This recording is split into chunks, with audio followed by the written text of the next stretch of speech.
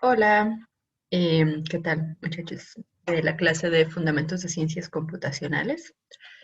En este video voy a continuar con el tema que estuvimos viendo las dos clases anteriores, que es argumentos.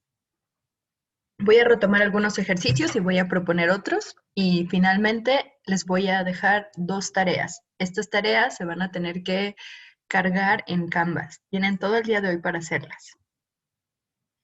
Muy bien, entonces, la clase anterior habíamos ya visto 8 de las 9 formas de argumento válidas que aparecen en esta tabla. Vimos que cada uno de ellos era válido, vimos ejemplos. Para probar la validez de cada uno de ellos, tendríamos que hacer sus tablas de verdad, encontrar los renglones críticos y determinar que las conclusiones son verdaderas para los casos donde las premisas son verdaderas, es decir, los renglones críticos. El último todavía no lo hemos visto, espero que lo veamos hoy al final de este video. Entonces, uno de los ejercicios que hicimos la clase anterior fue obtener la conclusión, que es la proposición F, a partir de las premisas de la A a la D.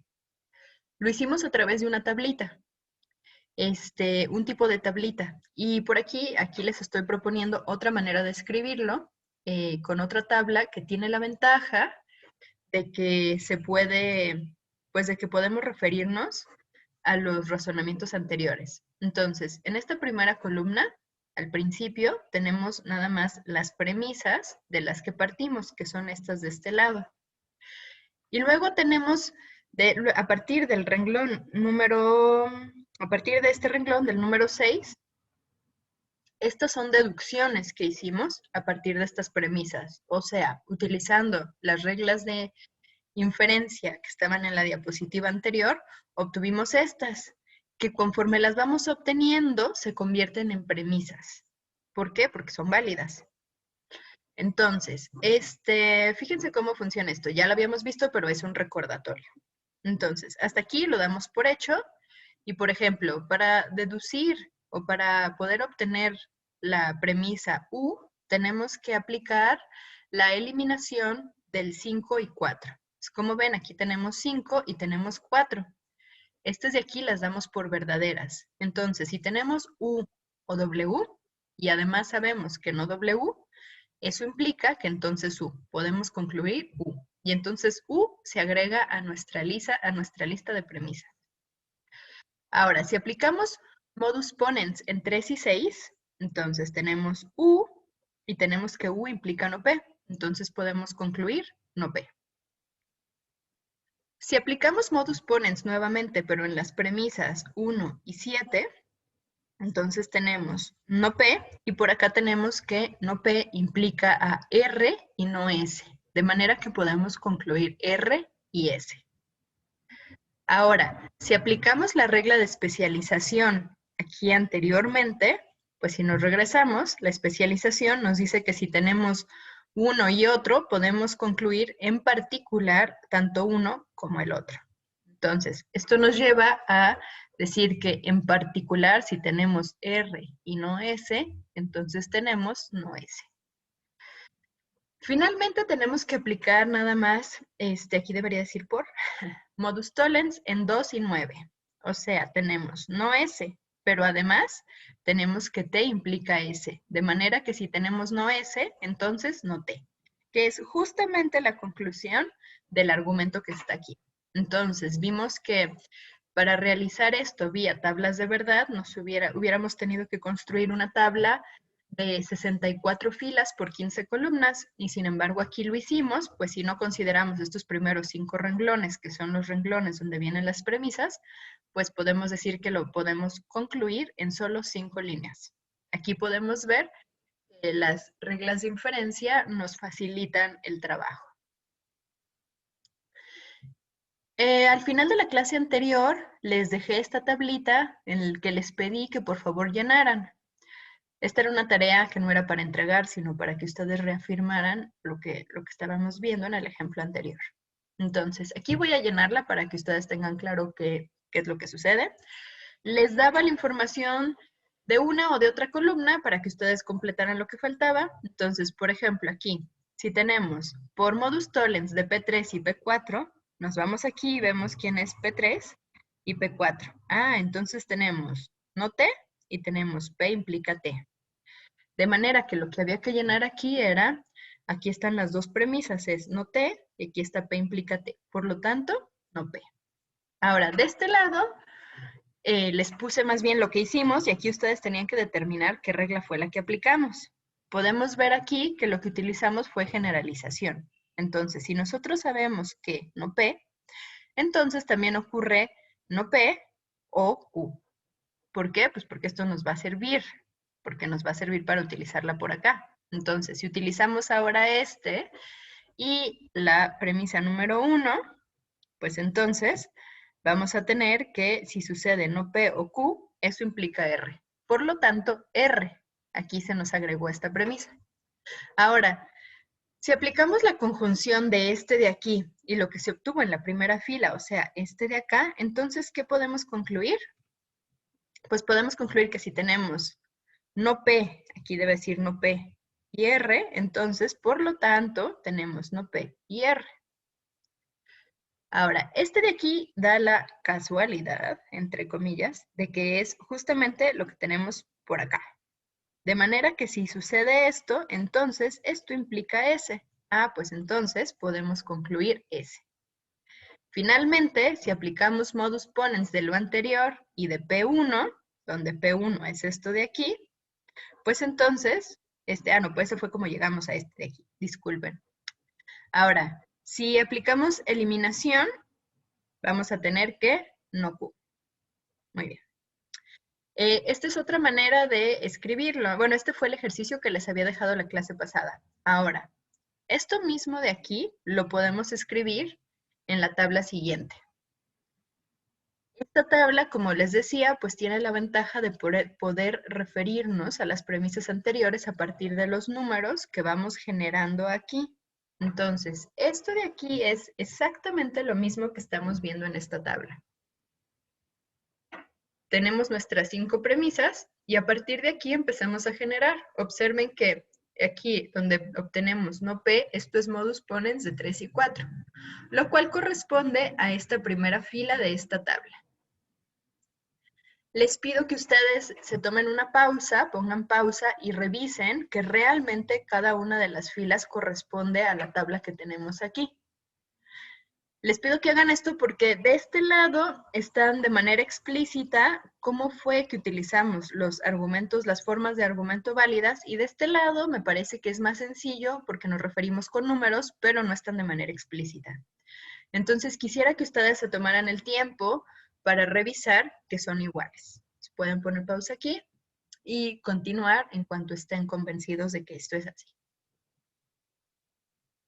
Bueno, hay algo muy importante que lo pongo aquí como una nota aclaratoria.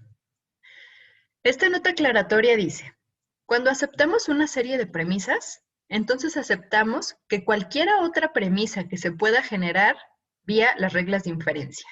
Entonces, aquí hay dos palabras claves. La primera es cualquiera. Y la siguiente clave es aceptamos. Entonces, fíjense, aceptamos cualquiera otra. ¿Y qué quiere decir que aceptamos? Quiere decir que la tomamos como verdadera. O sea, si yo acepto alguna serie de premisas, si yo tomo como verdadera una serie de premisas, entonces de manera implícita estoy aceptando otras premisas que puedo generar a partir de estas. Por ejemplo, si aceptamos que P implica T y no T, si aceptamos que estas dos son verdaderas, entonces estamos aceptando no P. ¿Por qué? Por el argumento, por la forma de argumento modus tollens. Ok, entonces esto es muy importante porque en realidad cuando nosotros podemos tener una lista de premisas, pero lo que estamos aceptando como válido, como verdadero, va más allá de eso. Esto es fundamental en las matemáticas, en las demostraciones que vamos a hacer, que son cómo obtenemos algunos resultados a partir de otros y cómo sabemos que esos resultados son válidos. Entonces, vamos a hacer algunos ejercicios. Este primero de aquí va a tener dos partes. Tenemos un problema en lenguaje natural Y lo primero que vamos a hacer es traducirlo al lenguaje simbólico y luego vamos a resolverlo. Entonces, dada la siguiente información sobre un programa de computadora, encuentra el error en el programa. Y lo que nos dicen son las premisas de la A a la D. Estas premisas las tomamos como verdaderas. La primera nos dice, ¿hay una variable no declarada o hay un error de sintaxis en las primeras 5 líneas? La segunda nos dice, si hay un error de sintaxis en las primeras 5 líneas, entonces falta un punto y coma o el nombre de una variable está mal escrito. La premisa C es, no falta un punto coma. La premisa D es, no hay un nombre de variable mal escrito. Si traducimos esto al lenguaje simbólico, tenemos esto de aquí. Podemos traducir la premisa A como P o Q. En este caso, pues P sería, hay una variable no declarada. Y Q sería, o hay un error de sintaxis en las primeras 5 líneas.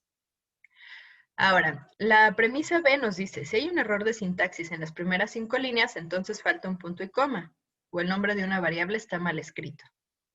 Entonces, esto que está aquí, fíjense que es justamente nuestra proposición Q.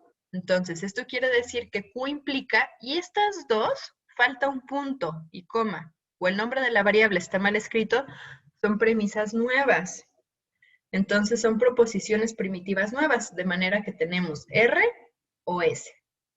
Ahora, tenemos información adicional que es, no falta un punto y coma.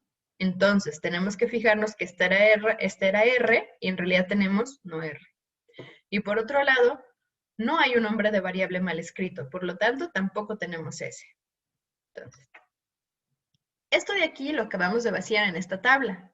Es exactamente lo que escribimos acá. Fíjense que las proposiciones de la A a la D son las que aparecen aquí, ahora con los nombres de P1 a P4.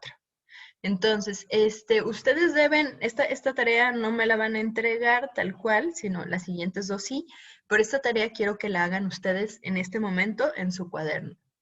Entonces, saquen, bueno, en donde sea que estén escribiendo, pongan una pausa al video y terminen la tabla, porque esto les va a dar claridad a ustedes, claridad de cómo se utilizan las reglas y sobre todo tenemos que concluir, pues, qué fue lo que pasó en este razonamiento, ¿no? Muy bien. Entonces, aquí es el momento de hacer una pausa. Bueno, a su regreso, ahora vamos a ver otro ejemplo. Fíjense que este ejemplo es más largo que el anterior. Está formado por las premisas de la A a la G y tiene una conclusión que es H. Entonces, nosotros tenemos que deducir esta conclusión a partir de las reglas de inferencia jugando con las proposiciones que tenemos aquí. Primero hago mi tablita, pongo las proposiciones de la 1 a la 7. Pueden observar que corresponden, cada una de estas está escrita aquí. Y luego voy a empezar a jugar con estas proposiciones para generar nuevas proposiciones, nuevas premisas. Si ustedes quieren aquí hacer una pausa y hacerlo ustedes, pues sería una muy buena práctica. Si no, igual de todas maneras lo voy a hacer yo paso a paso para que por si alguien tiene todavía dudas de cómo se hace. Entonces, lo primero, cuando uno tiene algo así, muchas veces no se le ocurren como por dónde empezar. Entonces tenemos que observar cuáles están conectadas con cuáles repiten, cuáles utilizan las mismas proposiciones primitivas para a partir de ahí empezar a armarla. Entonces, lo primero que yo noto es que la 4 y la 5 comparten la proposición primitiva S, aunque aquí es S y aquí es no S. Pero yo ya sé por eliminación que si tengo no Q o S y además tengo no S, entonces tengo no Q. Aquí está. Esa se va a convertir en mi premisa número 8.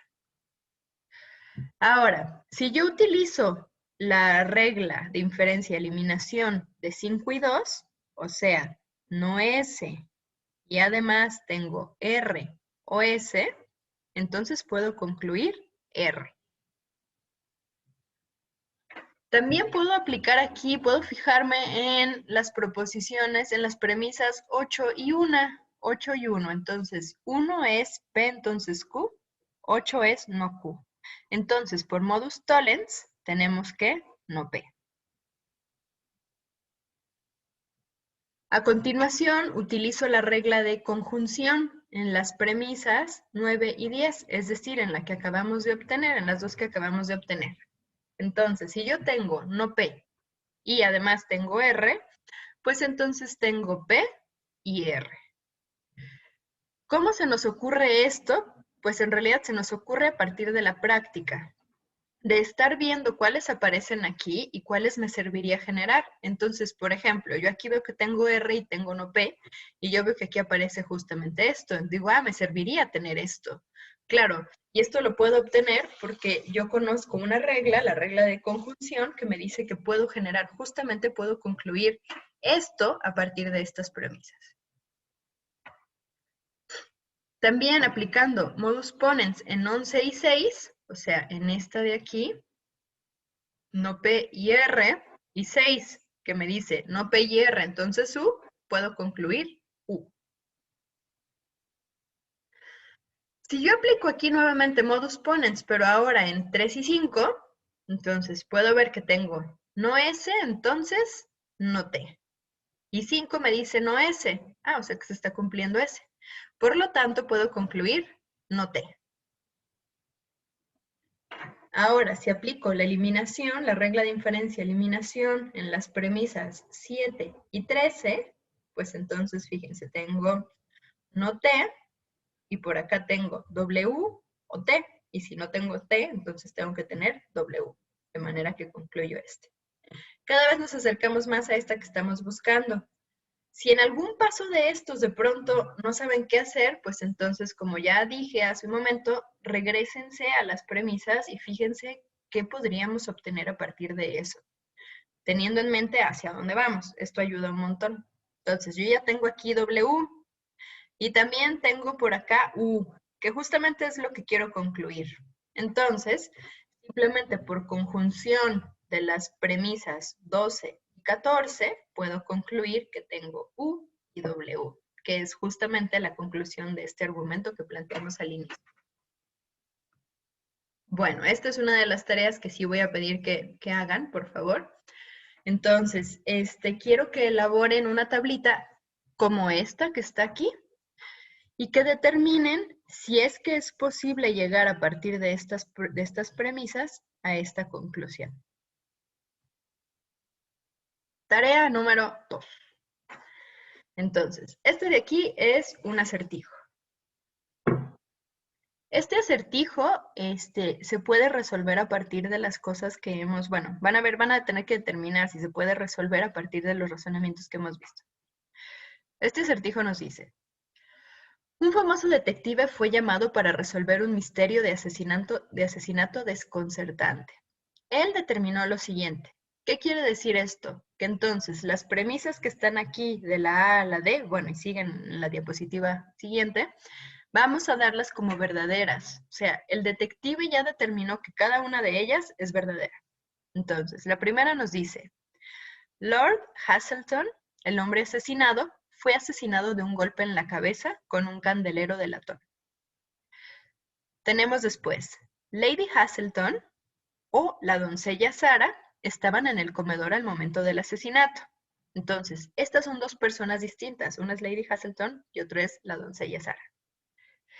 Si la premisa se nos dice, si el cocinero estaba en la cocina en el momento del asesinato, entonces el mayordomo mató a Lord Hazelton con una dosis fatal de estrixina. B. Si Lady Hazelton estaba en el comedor a la hora del asesinato, entonces el chofer mató a Lord Hazelton.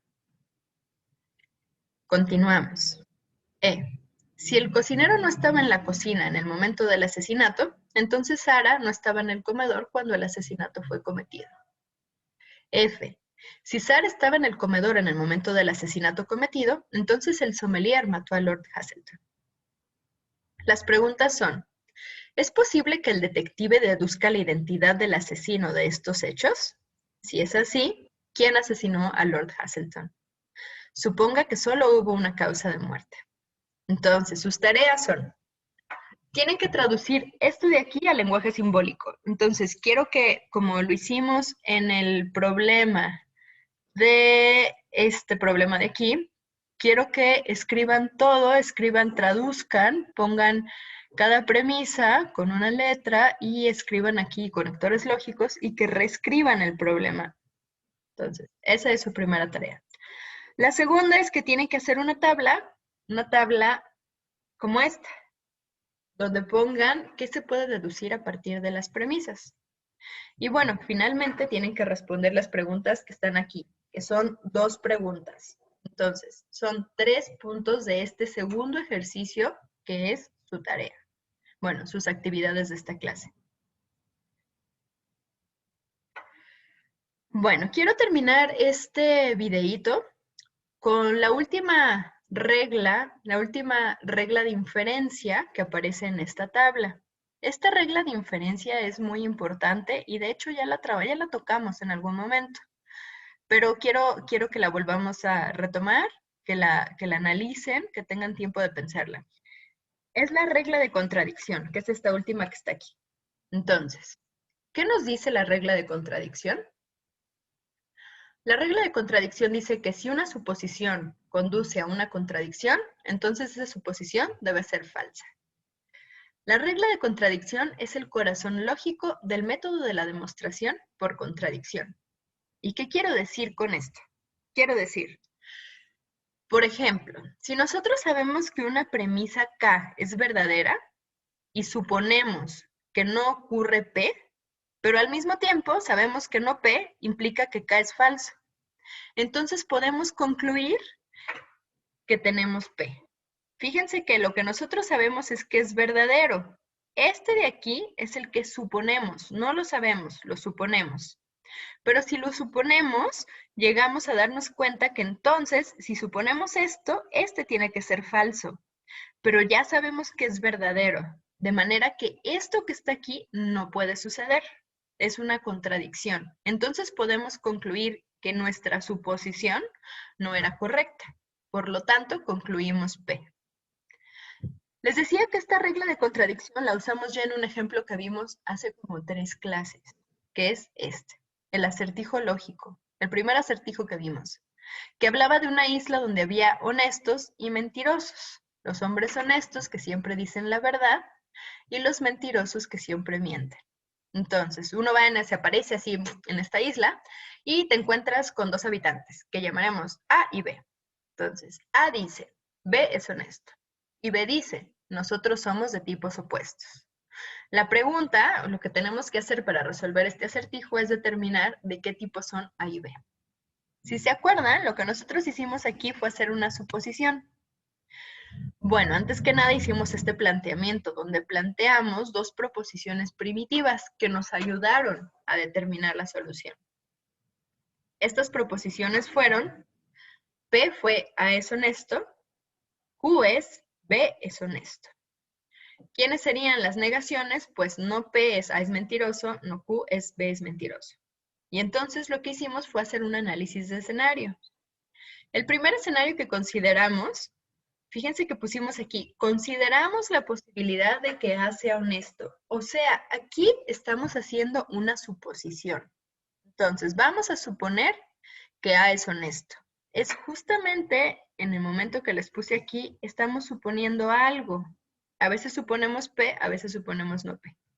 Aquí estamos suponiendo que A es honesto, es decir, que P es verdadero. Entonces, si P es verdadero, o sea, este de aquí es verdadero, entonces A está diciendo la verdad, ¿verdad? Pues sí, es honesto, claro. Entonces, si A es honesto, entonces lo que él dice debe ser honesto, y él dice que B es honesto. Entonces B también tiene que estar diciendo la verdad. Si B dice la verdad, está diciendo, nosotros somos de tipos opuestos. Entonces ellos dos tendrían que ser de tipos opuestos. Sin embargo, esto es imposible, ¿no? Porque justamente acabamos de ver entonces que si B es honesto, Q es verdadero. Si Q es verdadero, entonces A y B son del mismo tipo, pero él está diciendo justamente que son de tipos opuestos. Esto está en contradicción con que A y B son del mismo tipo. Si lo recuerdan, esto nos llevó a concluir que entonces esta posibilidad no es incorrecta. Entonces A no puede ser honesto, A es mentiroso.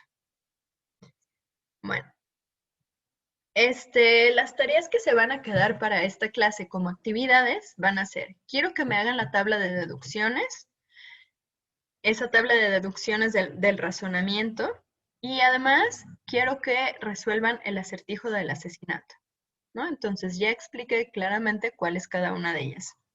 Estará abierta la plataforma Canvas para que suban sus respuestas.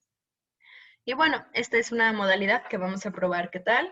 Espero que les haya quedado claro. Si no, pues tenemos chance de platicarlo. ¿Ok? Bueno, esto es todo por este video. Continuaremos la próxima clase. Muchas gracias.